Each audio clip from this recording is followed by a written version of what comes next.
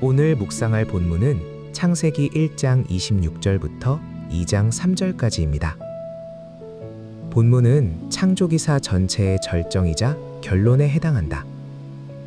여섯째 날에는 땅 위의 온갖 생명체만 아니라 인간도 창조하셨다. 그런데 인간 창조는 다른 모든 피조물들의 창조와는 본질적으로 달랐다. 하나님의 형상과 하나님의 모양대로 창조하셨다. 그렇게 창조한 남자와 여자에게 복된 명령을 하셨다.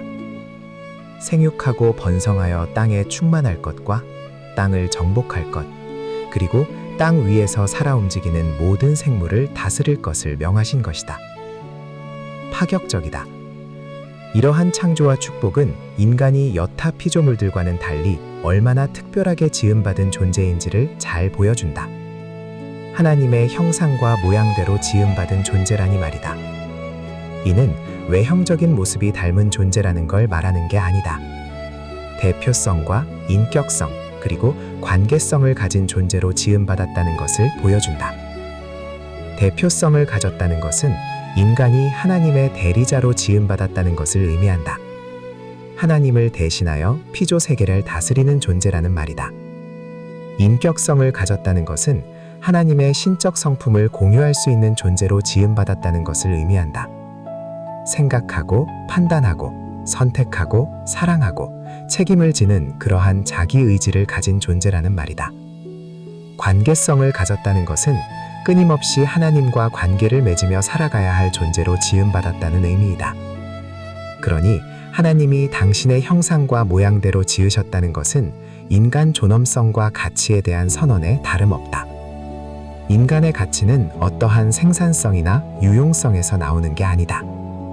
연약하든 병들었든 늙었든 실패했든 간에 하나님의 형상과 모양대로 지음받은 존재라는 사실 하나만으로 인간은 충분히 존엄한 가치를 지닌다.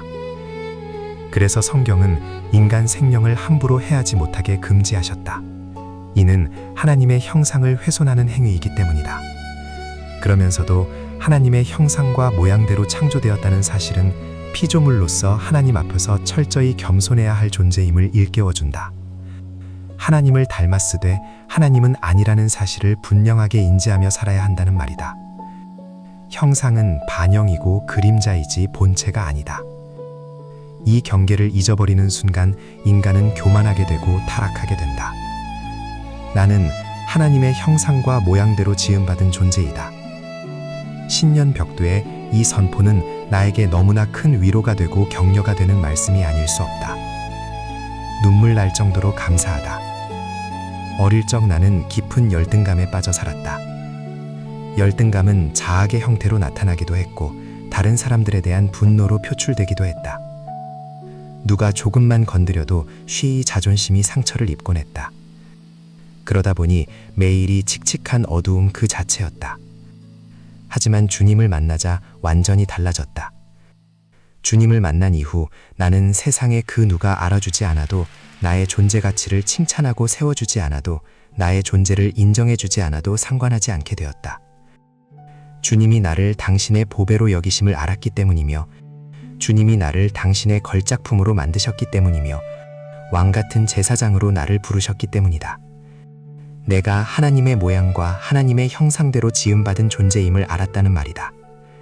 그런데 참으로 괴로운 것은 내 삶의 현장에서 순간순간 이러한 자신감을 잃어버릴 때가 있다는 사실이다. 상황이 나를 압박할 때, 감정이 앞설 때, 욕망이 고개를 들 때 그러하다. 특별히 말씀대로 살지 못하는 내 모습을 볼 때 더욱 그러하다. 하나님의 형상과 모양대로 지음받은 존귀한 존재라고 말할 수 없는 부끄러움이 물밀듯 밀려오기 때문이다. 그래서 종종 아프고, 종종 괴롭고, 종종 부끄럽기 그지없다. 그럴 때마다 나는 정말 하나님의 형상과 모양대로 지음받은 자인 것인지 자문하고 또 자문하곤 했다. 그러기에 오늘의 말씀은 내게 너무나 큰 은혜가 되고 위로가 되고 힘이 된다. 지금의 내 모습이 어떠하든지, 지금 내가 어떤 모습으로 살아가든지 주님은 변함없는 모습으로 나를 대해주신다는 사실을 깨닫는다. 여전히 나를 당신의 형상과 당신의 모양대로 지으신 존귀한 존재로 인정해 주심을 깨닫는다. 말씀대로 제대로 살아가지 못할지라도 여전히 나를 붙들어 주심을 깨닫는다. 누가 뭐라 해도 너는 내 것이다 라고 말씀하시고 너는 나의 걸작품이다 라고 말씀해 주신다. 사람의 눈으로 보면 한없이 초라할지라도 주님이 나를 여전히 존귀한 자로 불러주시고 인정하여 주신다고 생각하니 눈물이 앞을 가린다. 나의 존귀함은 내 삶의 유무에 의하여 판정나는 것이 아니다. 하나님의 선포에 의하여 이미 결정되었다. 이 사실은 결코 변하지 않는다.